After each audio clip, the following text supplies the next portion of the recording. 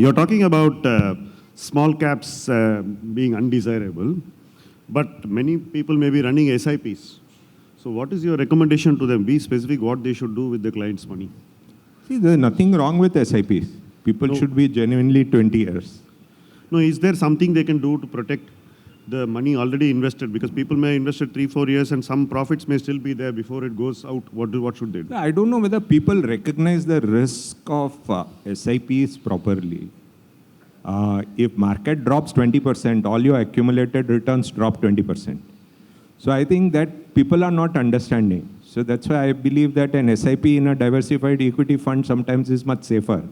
See, investors, if you are a SIP investor for the last 15 years and you are a new SIP, there's absolutely no problem choosing small caps.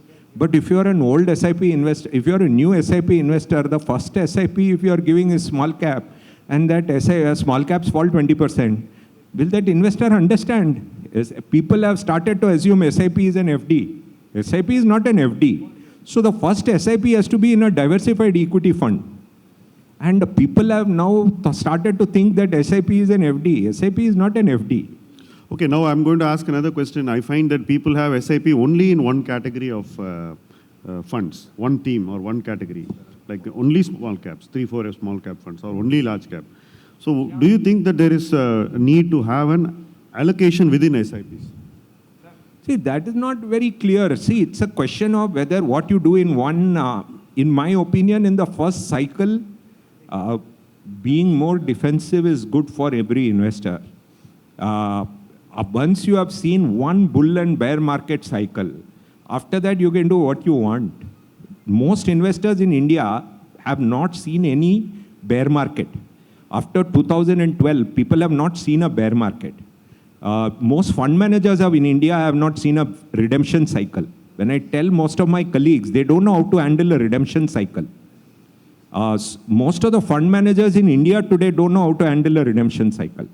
So the thing is that when you have not even seen a 15% correction which lasts, why do you give the most aggressive fund as an SIP? You give a more defensive fund as an SIP. Fund managers have not seen a redemption cycle. Investors have not seen a down cycle. So be more cautious. Otherwise, finally, the investor will blame the MFD.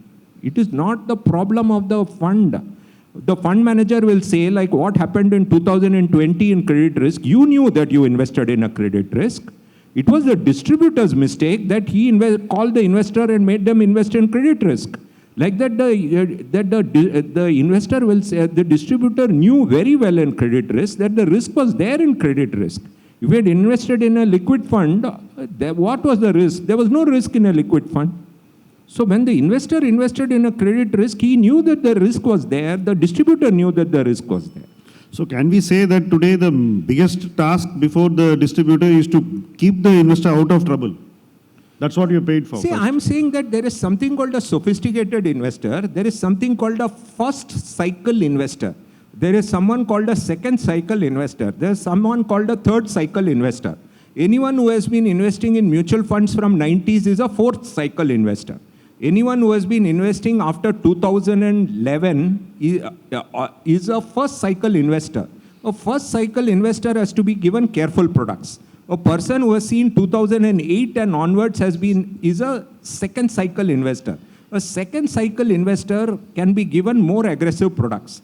Anyone who has invested from 90s can be given any product to any person.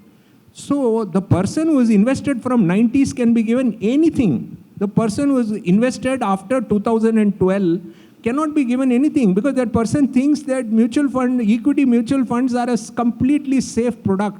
So if you have invested in mutual funds from 90s, give him anything, no. Give him micro cap fund, no. Why give him the most unsafe AIF that you can launch and give it to him, no.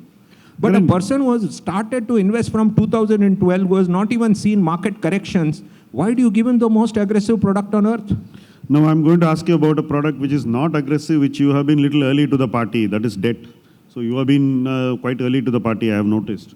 Now, even today, do you think that there is an urgency to build the debt book of investors, or it should, how should that pacing be done? Because I felt that when you started talking about it, I felt it was a little early, because I really doubt the ability of central banks to control inflation. So is it something that should be more calibrated, or you think that we should go all guns blazing this year? What do you think should be the pace of building this debt book? Because you're saying that build it for 10 years, but it has to be built over 2 years and then held for 10 years. That is my understanding. So how should it be built? See, the biggest problem what I have noticed with the retail MFD has been that they don't have a debt book. So when a year like 2020 comes, or a period post-Lemon comes, they are not able to switch money from debt to equity. So one of the biggest reasons why I believe that every MFD should have a big debt book is, at the market bottom, they don't have any money to switch from debt to equity.